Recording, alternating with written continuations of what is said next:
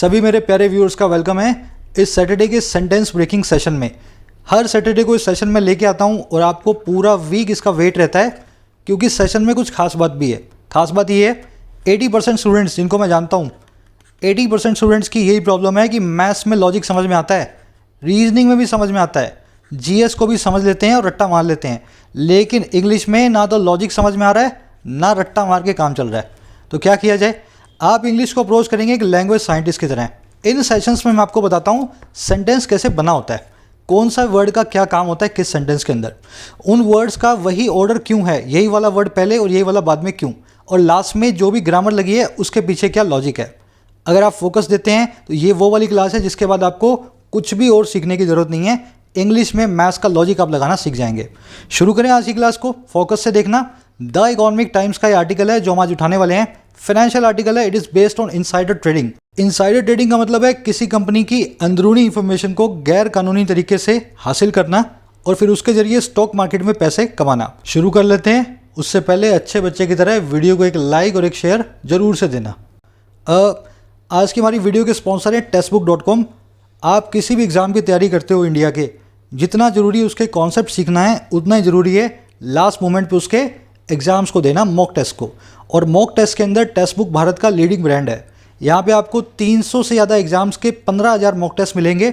सारे के सारे इन्होंने एक पैकेज बनाया हुआ है 299 का। 1 साल की इसकी वैलिडिटी होती है। फॉर एग्जाम्पल आप देख पा रहे होंगे एसएससी के हर छोटे बड़े एग्ज़ाम के और बैंकिंग के भी सैकड़ों मॉक टेस्ट है, इंडिविजुअल मॉक टेस्ट हर एग्ज़ाम के लिए। इसी तरीके से कोई भी एग्ज़ाम हो, यूपीएससी हो, स्टेट पीएससी हो, for any exam in India you will get hundreds of mock test in this single package. वैसे इस पैकेज की कीमत है 299 1 साल की वैलिडिटी के साथ, लेकिन आप सभी चैनल व्यूअर्स के लिए कूपन कोड है YET10। ऐप या वेबसाइट से इस पैकेज को बाय करते हुए इस कूपन कोड को यूज़ करें, 10% डिस्काउंट मिलेगा 30 रुपीज़ का फर्दर। इस पैकेज का बाइंग लिंक है कमेंट सेक्शन में। Use the coupon code today and get access to 15,000 mock test अगले 1 साल के लिए। चलिए शुरू करें। देखिए हमारा पहला सेंटेंस है। सबसे पहले इस सेंटेंस को हमें पढ़ना है सिंपल तरीके से, जैसे पढ़ा करते हैं सब लोग, फिर हम लगाएंगे इस पे SPT, है ना। कह रहा है SPT SAT quashes SEBI orders in WhatsApp leaks case.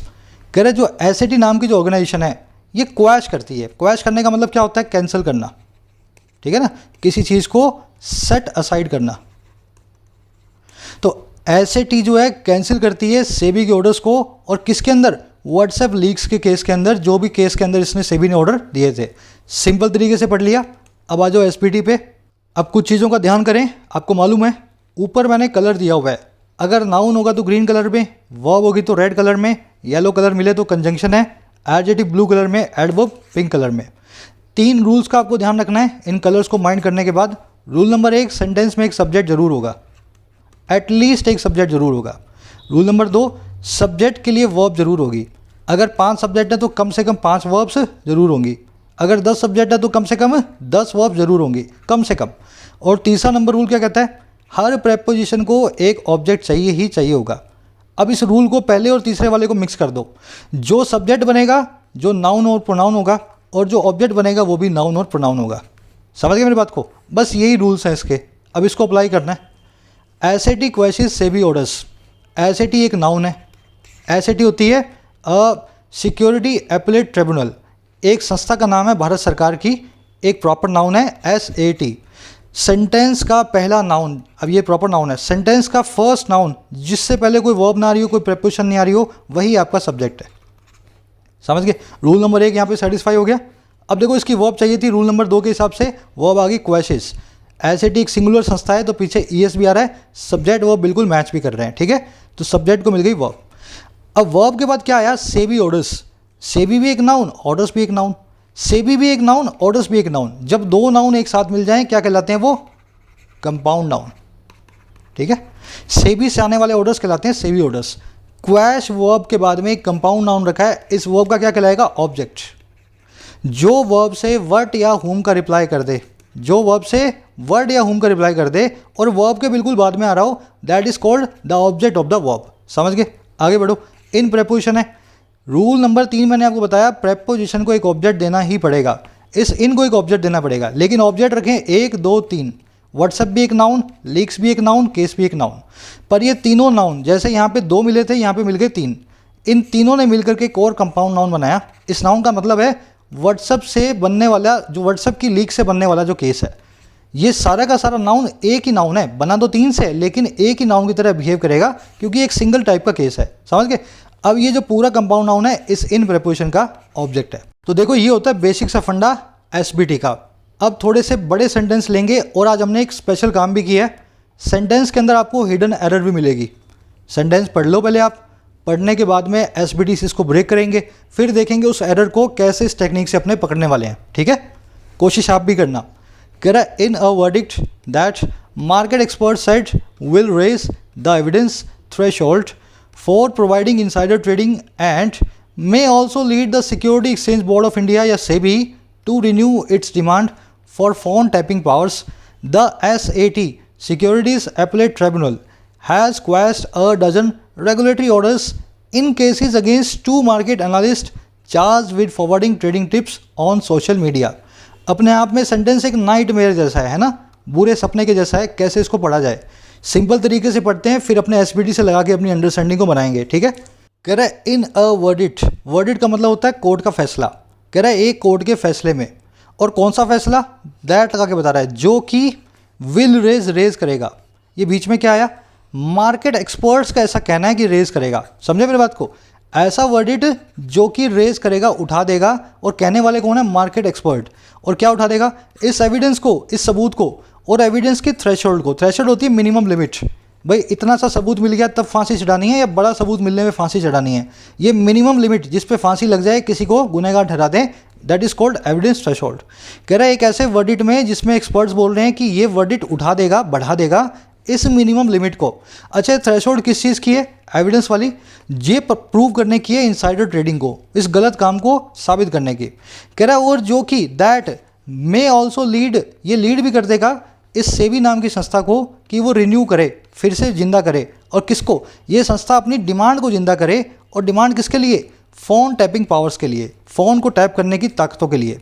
कह रहा है ऐसे एक वर्डिट के अंदर हुआ क्या, जो एसएटी है ना, ये सिक्योरिटी अपीलेट ट्रिब्यूनल, इसने क्वैश कर दिया है, इसने खारिज कर दिया है एक दर्जन रेगुलेटरी ऑर्डर्स को, ऐसे ऑर्डर्स को जो रेगुलेट करने वाले हैं, कंट्रोल करने वाले हैं।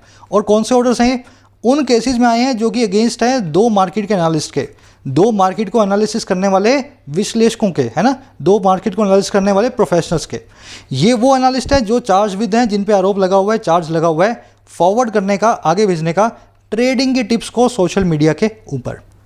है ना अजीब सा सेंटेंस। हुआ क्या है, मैं आपको कहानी बता देता हूँ। 2 बंदे थे, है ना, मान लो राम और श्याम। ये क्या करते थे, एक व्हाट्सएप ग्रुप चलाते थे। इस ग्रुप के अंदर बोलते थे आप जुड़ जाओ, हम आपको भेजेंगे सुबह ये वाली कंपनी खरीदना और ये वाली कंपनी शाम को बेच देना। तो ये टिप्स देते थे। सेबी ने इनका ग्रुप देखा और उससे पता लगा सेबी को ये वो वाली टिप्स दे रहे हैं जिससे मार्केट में फ़ायदा हो रहा है। और दे कहाँ से रहे हैं, इनके पास कहीं पीछे से टिप्स आ रही हैं, इनसाइडर ट्रेडिंग वाली, मतलब कंपनी की अंदरूनी इन्फॉर्मेशन इनको पता लग रही है। तो सेबी ने इन दोनों को धर दबोचा।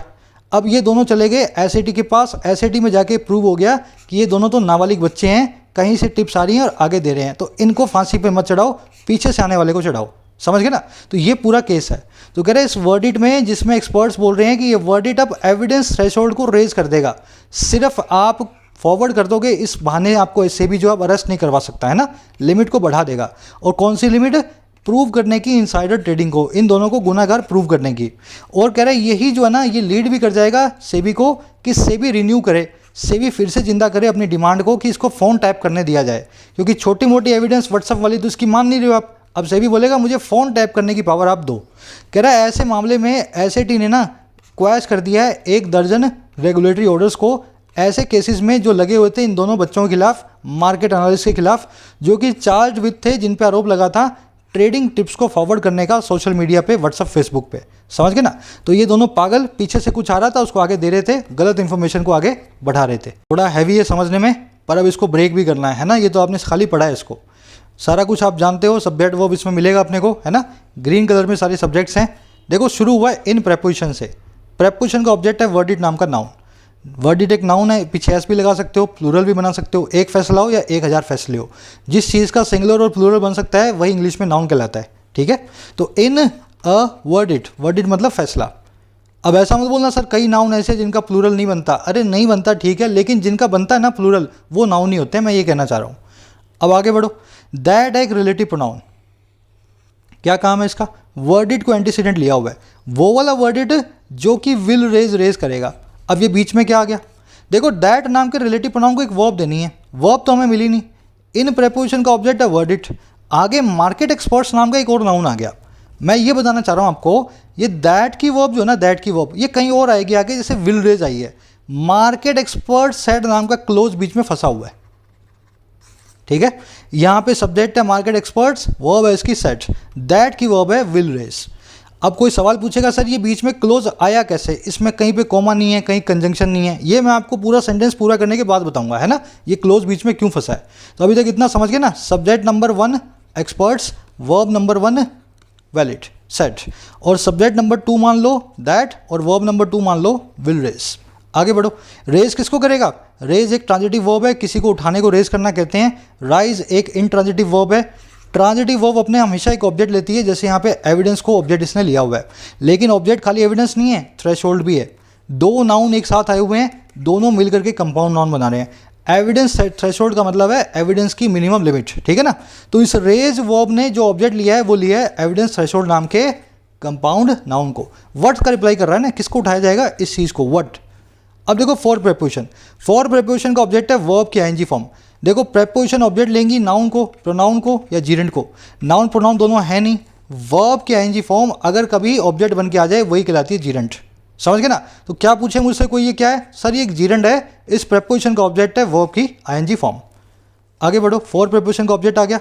अब देखो प्रूव किसको करना है, ये जीरेंट जरूर है, नाउन की जगह जरूर आ रहा है, लेकिन बना हुआ है वर्ब से। वर्ब से बना हुआ है इसलिए इसने अपना ऑब्जेक्ट भी लिया हुआ है ट्रेडिंग नाम का। और ट्रेडिंग कौन सी? इनसाइडर। इनसाइडर एक एडजेक्टिव है इस ट्रेडिंग के नाम के नाउन को जो मॉडिफाई कर रहा है। अब देखो आगे लगी एंड नाम की कंजंक्शन, इसके बाद रखी हुई एक हेल्पिंग वर्ब, एक रखी हुई है मेन वर्ब। अब एक और वर्ब आ गई, ये ऑल्सो एक एडवर्ब होती है, पिंक कलर की होती है, मैंने इसको कलर देना भूल गया।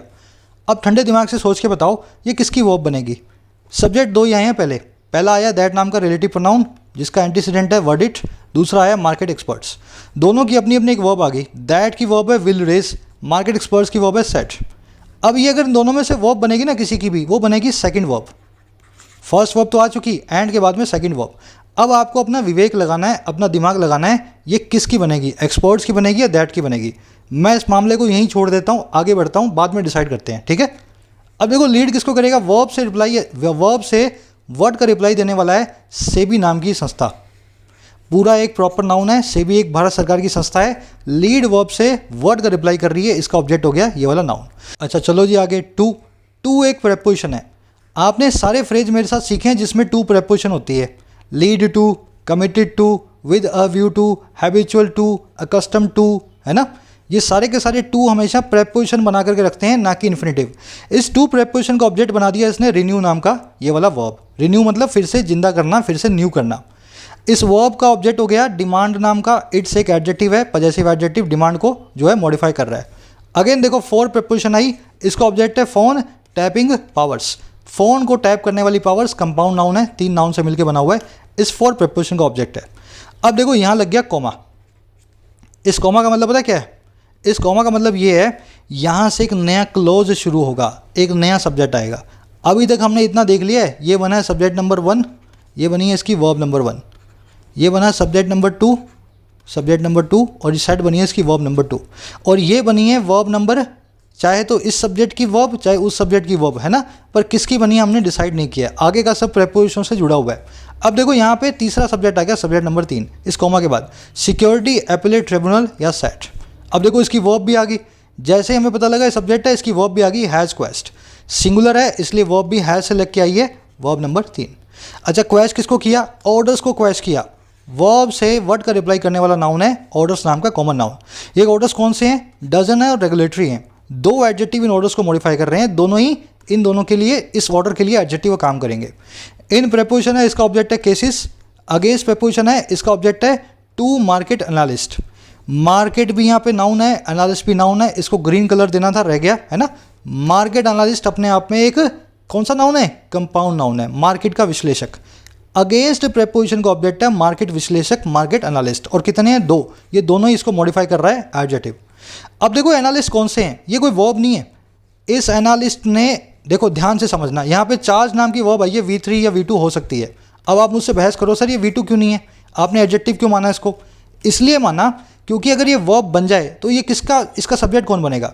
Market analyst. मार्केट एनालिस्ट तो ऑलरेडी अगेंस्ट प्रेपोजिशन का ऑब्जेक्ट है। अगर ये इसका ऑब्जेक्ट है तो मेरे भाई ये किसी की वर्ब बन ही नहीं सकती, ये इसकी वर्ब नहीं बन सकती, समझ गए ना? तो ये क्या है, एक V3 एक एडजेक्टिव का काम कर रहा है। वो वाले एनालिस्ट जिनको चार्ज विद किया गया, जिन पे आरोप लगाया गया, समझ गए ना? इस एडजेक्टिव बन के आया है इस नाउन के लिए। अब विद प्रेपोजिशन का ऑब्जेक्ट है फॉरवर्डिंग नाम का जीरेंट, अगेन वर्ब के ING फॉर्म प्रेपोजिशन का ऑब्जेक्ट बन के कहलाती है जीरेंट को। और फॉरवर्ड किसको करना था? ट्रेडिंग टिप्स को। ये कंपाउंड नाउन है, इसको फॉरवर्ड किया है ना इस जीरेंट का ऑब्जेक्ट। ऑन प्रेपोजिशन का ऑब्जेक्ट है सोशल मीडिया। एक बार सारा रिपीट कर देता हूँ, लंबा तगड़ा सेंटेंस है पर डरना बिल्कुल भी नहीं है। इन प्रेपोजिशन ऑब्जेक्ट है वर्ड इट, दैट एक रिलेटिव प्रोनाउन है, एंटीसीडेंट है वर्ड इट, वर्ब है इसकी विल रेज। दूसरा सब्जेक्ट आया मार्केट एक्सपर्ट्स, वर्ब है इसकी सेट। रेज का ऑब्जेक्ट है एविडेंस थ्रेशोल्ड, एविडेंस की कम से कम लिमिट। फॉर प्रेपोजिशन का ऑब्जेक्ट है प्रूविंग नाम का जीरेंट। प्रूव किसको करना है? ट्रेडिंग को करना है, जो है इनसाइडर वाली। इनसाइडर एक एडजेक्टिव इस ट्रेडिंग नाम के नाउन को मॉडिफाई कर रहा है। अब ध्यान देना, एंड कंजंक्शन के बाद एक और वर्ब आई मे लीड। देखो ये वर्ड इट ही लीड करेगा। एक्सपर्ट्स ने तो ऐसा कहा कि ये रेज करेगा एविडेंस को और ये लीड करेगा सेबी को, समझे ना? मीनिंग से आप गए तो आपको पता लगा एंड कंजंक्शन के बाद वर्ड इट की पहली वर्ब थी विल रेज, दूसरी वर्ब है मे लीड। एक्सपर्ट्स कहीं लीड नहीं कर रहे, वर्ड इट ही लीड करेगा। और लीड कहाँ करेगा, किसको करेगा? लीड करेगा इस ऑब्जेक्ट को, अपने लीड वर्ब के सेबी को, और करेगा टू रिन्यू, रिन्यू करने तक। टू प्रेपोजिशन का ऑब्जेक्ट है ये वाली वर्ब। और रिन्यू किसको करना है? इसकी डिमांड को। इस वर्ब का जो ऑब्जेक्ट है वो है डिमांड, है ना? इट्स एक एडजेक्टिव है, डिमांड के बारे में बता रहा है, एक पॉजेसिव एडजेक्टिव कहलाता है। फोर प्रेपोजिशन का ऑब्जेक्ट है ये पूरा का पूरा compound noun. Noun number 1, noun number 2, noun number 3। Phone, tapping, powers, तीनों मिलके एक सिंगल नाउन की तरह काम कर रहे हैं। अब देखो इसके बाद आ गया सब्जेक्ट नंबर 3, इस कॉमा के बाद ये वाला सब्जेक्ट नंबर 3। इस वर्डिट के अंदर ऐसा हुआ, इस वर्डिट में होगा क्या अब यहाँ बताया जाएगा। सब्जेक्ट नंबर 3 की वर्ब है ये वाली वर्ब नंबर 3, है ना? सब्जेक्ट सिंगुलर, वर्ब भी सिंगुलर। क्वैश किसको करेगा, कैंसिल किसको करेगा? उन ऑर्डर्स को। इस क्वैश वर्ब का ऑब्जेक्ट है ऑर्डर्स। ऑर्डर्स हैं डजन और रेगुलेटरी, दोनों ही इस जो है ऑर्डर्स को मॉडिफाई कर रहे हैं एडजेक्टिव्स, है ना? इन जो प्रेपोजिशन है उसका ऑब्जेक्ट है केसेस। अगेंस्ट प्रेपोजिशन का ऑब्जेक्ट है मार्केट एनालिस्ट। ये मार्केट भी एक नाउन, एनालिस्ट भी एक नाउन। इसको ग्रीन कलर देना था भूल गया, इसको पिंक कलर देना था भूल गया, है ना? कर लेना अपने हिसाब से। टू एक एडजेक्टिव है, इसको मॉडिफाई कर रहा है। चार्ज एक एडजेक्टिव है, ये भी इस एनालिस्ट को मॉडिफाई कर रहा है, वो वाला एनालिस्ट जिस पे आरोप लगा हुआ है। और चार्ज विद किसके साथ हुआ है? फॉरवर्डिंग करने के साथ, इस जीरेंट के साथ। अच्छा, किसको फॉरवर्ड किया? ट्रेडिंग टिप्स को। ये पूरा का पूरा कंपाउंड नाउन इस जीरेंट का ऑब्जेक्ट है, वर्ड का रिप्लाई कर रहा है इस जीरेंट से। ऑन प्रेपोजिशन का ऑब्जेक्ट है सोशल मीडिया। ऐसे बनाए आपका पूरा सेंटेंस। जिसने ये पकड़ लिया, मैं शर्त लगा सकता हूँ तुम्हारा कुछ भी कमज़ोर होगा, बस इंग्लिश कमज़ोर नहीं होगा। और ये बहुत आसान है, सिर्फ प्रैक्टिस करने की ज़रूरत है, कोई भी कर सकता है। अब इस सेंटेंस में एरर को पकड़ेंगे। देखो एरर यहाँ से पकड़ी जाएगी। This road leads to a garden. ये रोड हमें ले जाती है गार्डन तक। गार्डन एक नाउन है, टू प्रेपोजिशन का ऑब्जेक्ट है। The new law will lead many businesses to bankruptcy. पीछे ES लगा लेना। ये जो नया लॉ है ये सब्जेक्ट हो गया, न्यू लॉ सब्जेक्ट हो गया। विल लीड इसकी वर्ब होगी। और किसको लीड करेगा? बहुत बिजनेसेस को। और कहाँ तक लीड करेगा? बैंकरप्सी तक, जो है दिवालियापन तक। टू प्रेपोजिशन का ऑब्जेक्ट है, अगेन एक नाउन। तो ये जो लीड टू है ना, ये एक प्रेपोजिशन ही रखता है अपने बाद टू, कभी भी इन्फिनेटिव नहीं रखता है। तो उसके बाद में नाउन, प्रोनाउन या जीरेंड आएगा। वैसे यहाँ देखो, the protest led to kill people. Protest lead करके लोगों के मारने तक। अब देखो यहाँ पे किल एक वर्ब है। अगर टू का ऑब्जेक्ट बनाना है तो मुझे किल को बनाना पड़ेगा किलिंग में। ये lead to, accustom to, habitual to अपने बाद में अगर वर्ब लेंगे तो कभी भी first form, second form, third form नहीं लेंगे, सिर्फ ING फॉर्म लेंगे, जो कि जीरेंड कहलाएगी, है ना? अब अच्छे से जानते हैं। अगर ऐसा है तो ये जो इसने न्यूज़पेपर वाले ने गलती की हुई है, यहाँ पे टू के बाद में यहाँ पे रिन्यूइंग आना चाहिए। समझ गए ना? आ जाओ अब ये सेंटेंस नंबर 2, इसमें भी मिलेगी आपको हिडन एरर, है ना? आपको खुद को पकड़ना है उस एरर को। इन 2017 SEBI investigated into alleged leak of price sensitive information in WhatsApp groups and looked at tips on 12 companies including Bajaj Auto, Bata, Ambuja Cement and Wipro। कह रहे 2017 के अंदर क्या हुआ? सेबी ने इन्वेस्टिगेट किया, और किस चीज़ में? alleged leaks में। लीक का मतलब है किसी चीज़ का बाहर निकल जाना, अलेजिड मतलब कथित तौर पे ऐसा कहा जाता है। और ये लीक हुआ है प्राइस सेंसिटिव इन्फॉर्मेशन का, ऐसी इन्फॉर्मेशन जिससे प्राइस बड़ा सेंसिटिव होता है ना, शेयर का दाम ऊपर नीचे होता है। और कहाँ पे लीक हुई? व्हाट्सएप ग्रुप्स में। और इसी सेबी ने जिसने इन्वेस्टिगेट किया था, इसने लुक भी किया उन टिप्स पे जो आई थी 12 कंपनियों के ऊपर। टिप आती है ना भाई, सुबह बेच देना शाम को खरीद लेना, ऐसी टिप्स आई थी 12 कंपनियों पे, इसमें भी लुक इनटू किया। और ये कंपनियां थी जिसमें शामिल था ये वाली सारी तरह तरह की कंपनियां, समझ गए ना। तो ये काम 2017 में सेबी कर चुकी है। अब आओ इस सेंटेंस को अपने ब्रेक करते हैं एसपीटी से, उस एरर को पकड़ते हैं।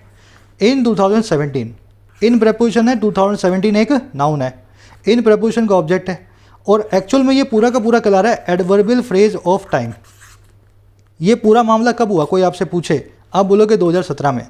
जो चीज़ वक्त को बता दे, यस्टरडे, टुमारो, है ना, टुडे, जो चीज़ वक्त को बता दे, अगर वो सिंगल वर्ड हो तो कहलाता है एडवर्बियल एडवर्ब, अगर उसमें एक से ज़्यादा वर्ड्स हो तो कहलाता है एडवर्बियल फ्रेज ऑफ टाइम, और अगर उसमें सब्जेक्ट वर्ब भी हो तो वो कहलाता है एडवर्बियल क्लोज ऑफ टाइम। ठीक है ना, अगर सब्जेक्ट वर्ब दोनों आ जाएं तो क्लोज, अगर सब्जेक्ट वर्ब कुछ भी ना आए तो फ्रेज, और अगर सिंगल ही पड़ा हो तो एडवर्ब, है ना क्लोज ना फ्रेज। तो ये बन गया एडवर्बियल फ्रेज ऑफ टाइम। अब देखो क्या हुआ, सेबी ये आपका पहला नाउन है, इन प्रेपोजिशन से 2017 जुड़ा हुआ। अब ये कॉमा लग गया, ये सेबी जो नाउन है ना, ये किसी प्रेपोजिशन से नहीं जुड़ा हुआ, ना ये किसी वर्ब का ऑब्जेक्ट है, यही नाउन है आपका सब्जेक्ट। ठीक है, अब देखो सब्जेक्ट के बाद आपको चाहिए इसकी वर्ब, इन्वेस्टिगेटेड, पास इंडेफिनिट टेंस में इसकी वर्ब है सब्जेक्ट की इन्वेस्टिगेटेड। इन्वेस्टिगेट किसमें किया? इनटू, उस लीक के अंदर। इनटू प्रेपोजिशन का ऑब्जेक्ट है लीक नाम का ये वाला नाउन, और लीक थी अलेजिड, जिसके बारे में कथित तौर पे कहा जाता है। ये अलेजिड एक एडजेक्टिव है, लीक को मॉडिफाई कर रहा है। ठीक है, इनटू प्रेपोजिशन का ऑब्जेक्ट मिल गया। और प्रेपोजिशन का ऑब्जेक्ट है प्राइस सेंसिटिव इन्फॉर्मेशन, ये भी नाउन, ये भी नाउन, ये भी नाउन, तीनों मिल गए। और इन तीनों के मिलने पर इनका मीनिंग भी निकलता है। प्राइस सेंसिटिव इन्फॉर्मेशन मतलब वो इन्फॉर्मेशन जो प्राइस को ऊपर नीचे ले आए, समझ गए ना। तो ये ऑफ प्रेपोजिशन का ऑब्जेक्ट हो गया पूरा का पूरा कंपाउंड नाउन। अब देखो इन प्रेपोजिशन का ऑब्जेक्ट है व्हाट्सएप ग्रुप। व्हाट्सएप ग्रुप भी कंपाउंड नाउन है, इन प्रेपोजिशन का आसानी से ऑब्जेक्ट बन सकता है। अब देखो एंड लगा और लगी वर्ब। अगर एंड के बाद में वर्ब आई है तो एंड से पहले वाली जो वर्ब है उससे मैच करवा रही है ये। सेबी की पहली वर्ब थी इन्वेस्टिगेटेड, और सेबी की दूसरी वर्ब है लुक्ड, समझ गए ना। सेबी दो काम कर रहा है, इन्वेस्टिगेट किया और लुक किया। लुक के बाद एट नाम का प्रेपोजिशन फिक्स है, कहाँ पे लुक किया? उन टिप्स पे। जो आई है ऑन प्रेपोजिशन का ऑब्जेक्ट है कंपनीज, 12 कंपनियों में, 12 एक एडजेक्टिव है, कंपनियों को मॉडिफाई कर रहा है। जो नंबर होते हैं ना, ये नाउन भी होते हैं एडजेक्टिव भी होते हैं। अगर इनके बाद में नाउन आ जाए तो ये एडजेक्टिव है, अगर ये इनके बाद में कोई नाउन ना आए तो ये खुद ही नाउन है। तो 2017 यहाँ पे नाउन था, लेकिन 12 यहाँ पे एडजेक्टिव है, क्योंकि इसके बाद में एक नाउन रखा हुआ है। बन गया उनका ऑब्जेक्ट कंपनीज। इंक्लूडिंग प्रेपोजिशन है, इसके ऑब्जेक्ट है 4। पहला है बजाज ऑटो, दूसरा है बाटा कॉमा के बाद, तीसरा है कॉमा के बाद अंबुजा सीमेंट, और लास्ट वाले से पहले एंड लगा हुआ है विप्रो, समझ गए ना। इंक्लूडिंग प्रेपोजिशन के चारों ऑब्जेक्ट है कॉमा और एंड से जुड़े हुए हैं। आई थिंक क्लियर हो गया होगा। एक बार इसको रिपीट कर देता हूँ, फिर एरर को ढूंढेंगे। ठीक है, इन प्रेपोजिशन ऑब्जेक्ट है 17, सेबी की 2 वर्ब्स हैं, पहली है इन्वेस्टिगेटेड, दूसरी है लुक्ड एंड के बाद में। इनटू प्रेपोजिशन का ऑब्जेक्ट है लीक, लीक कौन सी? अलेजिड। और प्रेपोजिशन का ऑब्जेक्ट है ये पूरा कंपाउंड नाउन। इन प्रेपोजिशन का ऑब्जेक्ट है व्हाट्सएप ग्रुप्स, ये वर्ब नंबर 2 हो ही गई थी। एड प्रेपोजिशन का ऑब्जेक्ट है टिप्स। लुक के बाद में, लाफ के बाद में हमेशा ऐड लगता है ना। What are you looking at, what are you laughing at, what are you smiling at, समझ गए ना। किस चीज़ पे आप कुछ कर रहे होते हो, देख रहे होते हो, बोल रहे होते हो, तो आप ऐड लगाते हो। तो लुक एट यहाँ पे फ्रेज हो गया। एड प्रेपोजिशन का ऑब्जेक्ट है टिप्स, ऑन प्रेपोजिशन का ऑब्जेक्ट है कंपनियां, 12 एक एडजेक्टिव इस कंपनियों को मॉडिफाई कर रहा है। इंक्लूडिंग के चारों ऑब्जेक्ट है कॉमा और एंड से जुड़े हुए हैं। अब अगर आप इतना समझ गए, अब इसमें ढूंढेंगे अपने एरर। ठीक है, देखो एरर बड़ी सीधी सी है। इन्वेस्टिगेट है, डिमांड है, ऑर्डर है, ये सारे वर्ड्स जब जब वर्ब बन के आते हैं अपने बाद प्रेपोजिशन नहीं लेते। यहाँ पे इन्वेस्टिगेटेड एक वर्ब है ना, सेबी ने इन्वेस्टिगेट किया, ये वर्ब नंबर 1 है, सेबी की वर्ब नंबर 2 है लुक्ड। अगर इन्वेस्टिगेट, डिमांड, ऑर्डर, है ना, हीड, ये सारे के सारे नाउन्स अगर नाउन फॉर्म में हो तब तो अपने बाद में प्रेपोजिशन लेते ठीक लगते हैं, लेकिन वर्ब फॉर्म में अपने बाद में कभी प्रेपोजिशन नहीं लेते। अगर यहाँ पे इन्वेस्टिगेशन नाम का नाउन रखा होता तब इनटू ठीक होता, लेकिन अब ये इनटू गलत है। सिंपल सा रूल है ग्रामर का, आप अच्छे से जानते होंगे। चलिए आगे बढ़ते हैं, ब्रेक करके आपको पता लगेगा इन्वेस्टिगेट का क्या काम हुआ है सेंटेंस के अंदर। अब आ जाओ, अपना अगला सेंटेंस है, एरर इसमें मिलेगी आपको, है ना। The 2 analyst charged had argued that they forwarded these messages as received without making any changes and did not know the messages contained price sensitive information। कह रहा है ये दोनों एनालिस्ट थे, द लगा के बता रहा है इन खास लोगों की बात कर रहा है जिनको पकड़ा है इन्होंने, है ना। ये जो दोनों विश्लेषक थे, मार्केट के जानकार थे, जिनको चार्ज भी किया गया है, जिनके ऊपर आरोप लगा है। कह रहा है इन्होंने ऐसा आर्ग्यू किया था। और क्या किया था? इन्होंने फॉरवर्ड किया इन मैसेजेस को जैसे इनको ये मिले, एज रिसीव्ड। जैसे पीछे से आया इन्होंने वैसे ही इसको आगे फॉरवर्ड कर दिया। और कैसे किया? बिना मेक किए किसी भी चेंज को, बिना कोई बदलाव को मैसेज में लाए। और ये नहीं जानते थे, ये नो नहीं करते थे इस बात को कि ये जो मैसेज हैं इनमें थी प्राइस सेंसिटिव इंफॉर्मेशन, ऐसी इंफॉर्मेशन जिसमें प्राइस छुपा हो। समझ गए?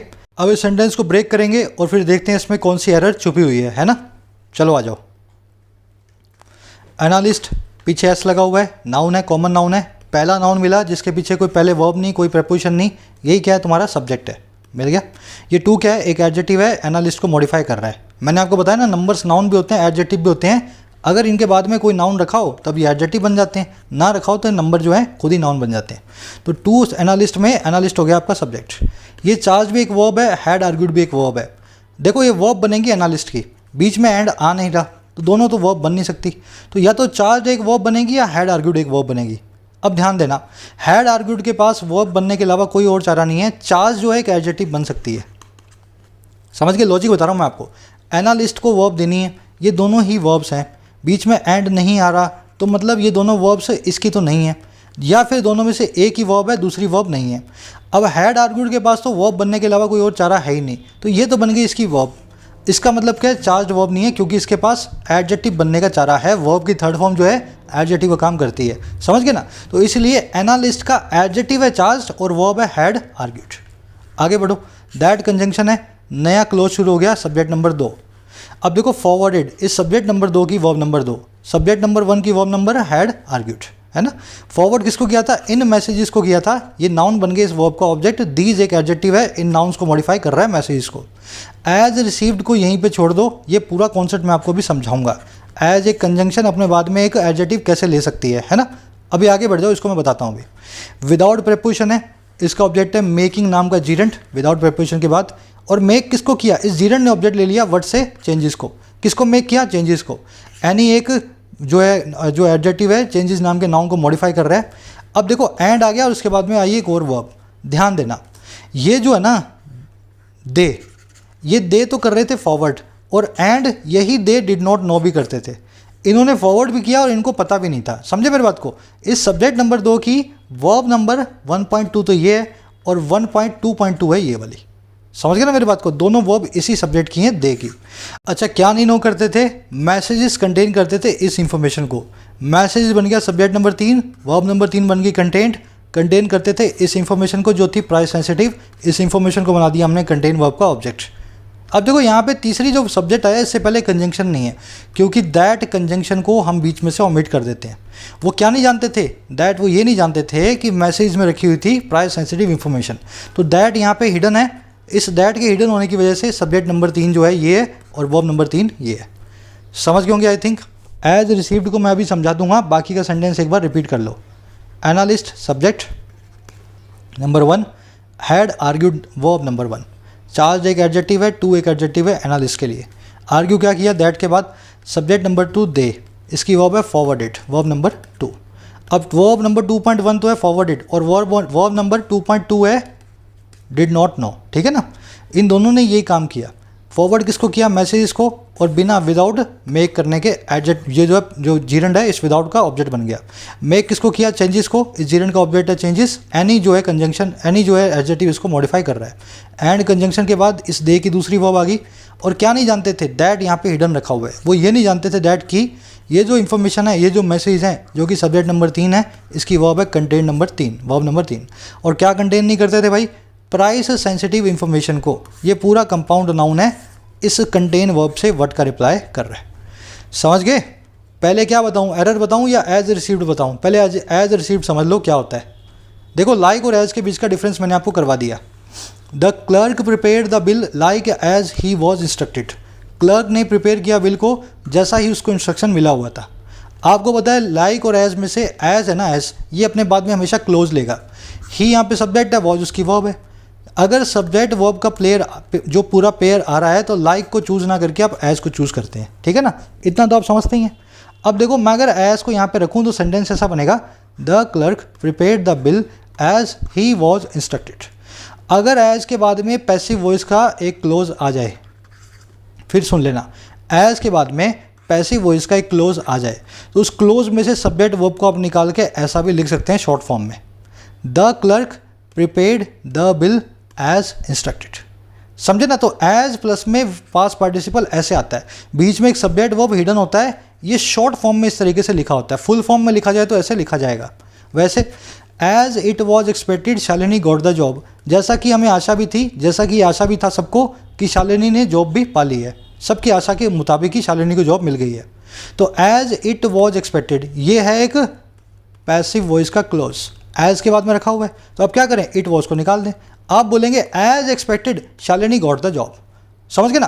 तो ये बीच में एक सब्जेक्ट वर्ब का पेयर होता है जो एज के बाद में हम शॉर्ट फॉर्म में लिखने के चक्कर में मिस कर देते हैं। यहाँ भी यही हुआ है, फुल फॉर्म में लिखा जाए तो यहाँ भी लिखा जा सकता है as these messages were received या दे वर रिसीव्ड, वो ना लिख करके दे वर या दीज मैसेज को काट के हमने लिख दिया एज रिसीव्ड। सब चीज़ों के पीछे का लॉजिक है, एक बार समझ लो, जब एक बार समझ लोगे ना फिर ये चीज़ें आसान हो जाएंगी। अब इसमें एरर ढूंढ लेते हैं, ठीक है। She told me that she had one a lottery, उसने मुझे बताया कि उसने एक लॉटरी को जीता था। देखो टोल्ड मी ये है एक पास्ट इंडेफिनिट का टेंस, ठीक है, V2 लगी हुई है, पास्ट इंडेफिनिट, और वो लॉटरी जीत चुकी थी, ये है पास्ट परफेक्ट का टेंस। ये पेयर को हमेशा याद रखें, पास्ट इंडेफिनिट प्लस में पास्ट परफेक्ट। बस इसमें एक ही कन्फ्यूजन होगी, पास्ट परफेक्ट में पहले आया जाए, पास्ट इंडेफिनिट को पहले रखा जाए या परफेक्ट को पहले रखा जाए। इसका एक सिंपल सा फॉर्मूला है, जो काम पहले हुआ हो दोनों में से वो पास्ट परफेक्ट बनेगा। मेरी बात समझो, दो काम हुए यहाँ पे, उसने मुझे बताया कि वो लॉटरी जीत गई, पहले वो लॉटरी जीती फिर उसने मुझे बताया, या पहले उसने मुझे बताया या फिर वो लॉटरी जीती, पहले वो लॉटरी जीती फिर उसने मुझे बताया। तो जो काम पहले हुआ हो उसको रखना है पास्ट परफेक्ट में, और जो काम बाद में रखा हो उसको रखना है पास्ट इंडेफिनिट में। समझ गए ना? इस फॉर्मूला को हमेशा याद रखें। अब देखो ये पास्ट परफेक्ट में ऐसा क्यों होता है पहले वाले काम को, क्योंकि पास्ट परफेक्ट होता है पास्ट का भी पास्ट। उसने मुझे जो बताया था पास्ट में, उसके पास्ट में भी उसने लॉटरी जीती है ना। Past perfect is past of past, इसलिए पुरानी वाली घटना के लिए पास्ट परफेक्ट को लगाया जाए। वैसे the PM had been assassinated, the news anchor broadcasted, news anchor ने ब्रॉडकास्ट किया कि पीएम को असैसिनेट किया जा चुका है। समझ गए मेरी बात को? मान लो इंदिरा गांधी थी, उसका जो असैसिनेशन हुआ तो न्यूज़ एंकर ने सबको बताया। अब देखो ये तो है V2 और ये है हैड प्लस में V3, ये पैसिव वॉइस के अंदर चल रहा है सेंटेंस। क्योंकि असैसिनेशन पहले हुआ था इसलिए हमने पास्ट इंडेफिनिट पास्ट परफेक्ट को रखा है असैसिनेशन के लिए, और एंकर ने हमें बाद में बताया असैसिनेशन होने के, इसलिए हमने इसको पास्ट इंडेफिनिट में रखा है। समझ गए? ध्यान ये भी रखना कि ब्रॉडकास्टेड में कभी भी ईडी लास्ट में नहीं आता। फोरकास्ट, ब्रॉडकास्ट, टेलीकास्ट हमेशा बिना फॉर्म को चेंज किए अपना V1 V2 is equal to V3 रखते हैं। तो ये भी ईडी को आप यहाँ से ज़रूर निकालें।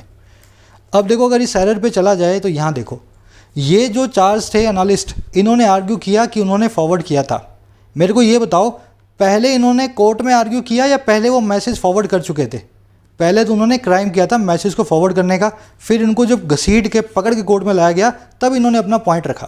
पहले काम फॉरवर्ड होने का हो चुका था, तो यहाँ पे पास्ट परफेक्ट में इसको लिखा जाए, यहाँ पे इसको बना दिया जाए पास्ट इंडेफिनिट V2, और इसको भी पास्ट परफेक्ट में, क्योंकि दे की दूसरी वर्ब है ना, तो दे हैड नॉट नॉन, ठीक है ना। तो ये आपकी टेंस की एरर थी इस सेंटेंस के अंदर।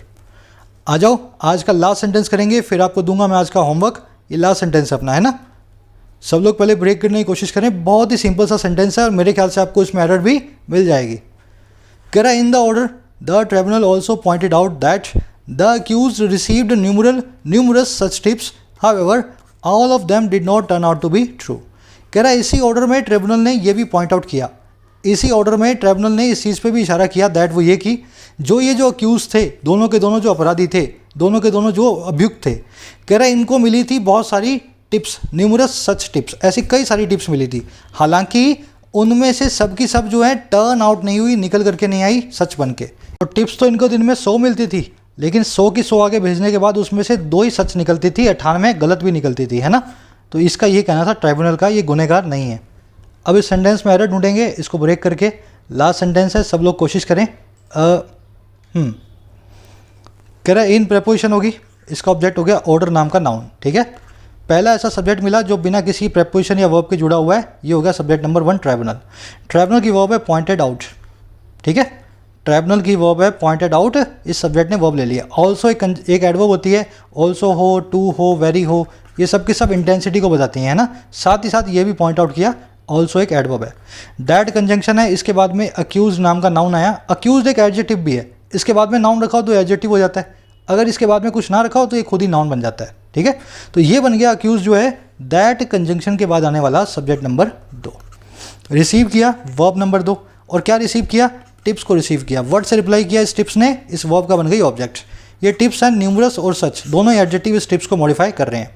हाउएवर क्या है, एक एडवर्ब है, कोमा लग गया, एडवर्ब आ गई, इसका मतलब है हालांकि। सेंटेंस एडवर्ब होती है, पूरे सेंटेंस में हालांकि वाला प्रभाव डालती है।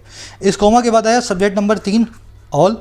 ऑल की वर्ब है, देखो ऑफ प्रपोजिशन आई, उसकी ऑब्जेक्ट है देम, और ऑल की वर्ब है डिड नॉट टर्न आउट। समझे मेरी बात को, इस सब्जेक्ट नंबर 3 ने वर्ब नंबर 3 लिया, डिड नॉट टर्न आउट। अब देखो टर्न आउट के बाद में to be true, turn out what, ये टू बी एक इन्फिनेटिव है, आप जानते होंगे अच्छे से, टू प्लस में वर्ब की फर्स्ट फॉर्म। बी जो है बेनिफिटिव होता है, बी फैमिली की वर्ब का, कोई भी टू के बाद में अगर बेनिफिटिव आ जाए वो कहलाता है टू इन्फिनेटिव। इसका काम क्या होता है, सब्जेक्ट बनना, ऑब्जेक्ट बनना, एडजेक्टिव बनना, एडवर्ब बनना, कभी भी मेन वर्ब नहीं बनता। तो ये टर्न आउट के बाद में क्या निकल के नहीं आई, टू बी, वर्ड का रिप्लाई करने वाला एक नाउन इन्फिनेटिव है, और टू बी के बाद में इसको मॉडिफाई करने वाला इस नाउन इन्फिनेटिव को पढ़ा है ट्रू नाम का एडजेक्टिव। समझ गए, ये सेंटेंस है, एक बार मैं समझा देता हूँ, समझ ही गए होंगे मेरे ख्याल से। सब्जेक्ट नंबर 1 है ये, वर्ब नंबर 1 है पॉइंटेड आउट, कंजंक्शन के बाद सब्जेक्ट नंबर 2 है अक्यूज्ड, वर्ब नंबर 2 है रिसीव्ड, टिप्स इसका ऑब्जेक्ट है।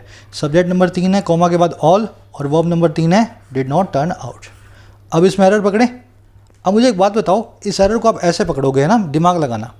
मैं सेंटेंस को बोलूँ all humans can not scale this mountain, सभी के सभी ह्यूमंस इस माउंटेन को स्केल नहीं कर सकते। इसका मतलब क्या है, कोई भी नहीं कर सकता। लेकिन एक्चुअल में एक आदमी चढ़ा था इस पर, तब मैंने इस बात को बोला। मान लो मेरे सामने है, वो क्या नाम है माउंट एवरेस्ट पे चढ़ने वाला, शेरपा तेंजिंग नोरजी, वो चढ़ रहा हो इस माउंटेन पे, और मैं अपने दोस्त को बोलूँ मेरे भाई इस पर सब नहीं चढ़ सकते। मैं कहना चाह रहा हूँ इस पर सब नहीं चढ़ सकते, कोई कोई चढ़ सकता है, लेकिन मैंने सेंटेंस क्या बना दिया, all humans can not scale this mountain. इस सेंटेंस का मतलब है ऑल ह्यूमंस, कोई भी नहीं चढ़ सकता। अब करें क्या, इसका इलाज क्या है? इसका इलाज एक सीधा सा है, इस नॉट को जो आपने ऑल के बाद में रखा ना, इसको पहले लगा दो, यहाँ पे ऑल लिख दो। Not all human can scale this mountain. Not all का मतलब है सब के सब नहीं, कोई तो चढ़ जाएगा, 100 में से 1, 1000 में से 1, 1 लाख में से 1, लेकिन सब के सब की बात नहीं हो रही। ऑल ह्यूमन के बाद में नॉट लगाने का मतलब है कोई भी नहीं चढ़ सकता, और नॉट ऑल का मतलब है सब के सब की बात हम नहीं कर रहे हैं, कोई तो चढ़ ही सकता है। समझ गए ना, नॉट ऑल और ऑल के बाद में नॉट से ऐसे डिफरेंस आता है।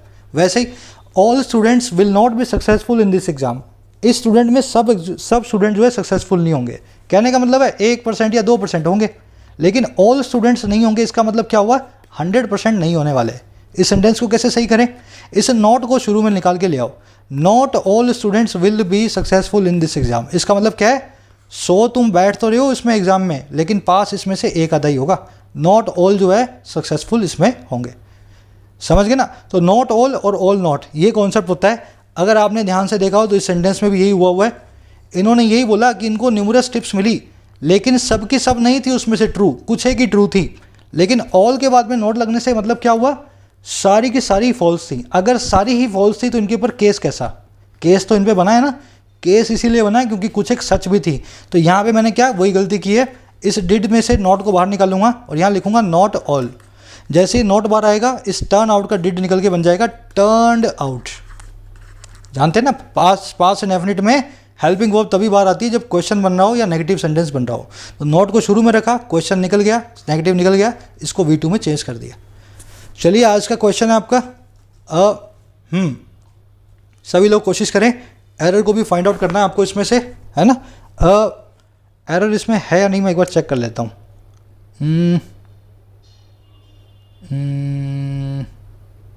है इसमें एरर, है ना। सब लोग कोशिश करना। अब मैं इसका आंसर भी आपको दिखा रहा हूँ, ये इसका आंसर है। पहले तो कमेंट्स में बताना आपने कितने % इसको सही ब्रेक किया, और फिर आप बताना क्या वो एरर आपको मिली या नहीं मिली। 8 बजे राइट मैं उस एरर को यहाँ पे अपडेट कर दूंगा कमेंट सेक्शन में। पहले अपना कमेंट जरूर रखना, वीडियो को एक लाइक और एक शेयर जरूर देना। कल मुलाकात लूँगा फिर से, अंटिल देन साइनिंग आउट।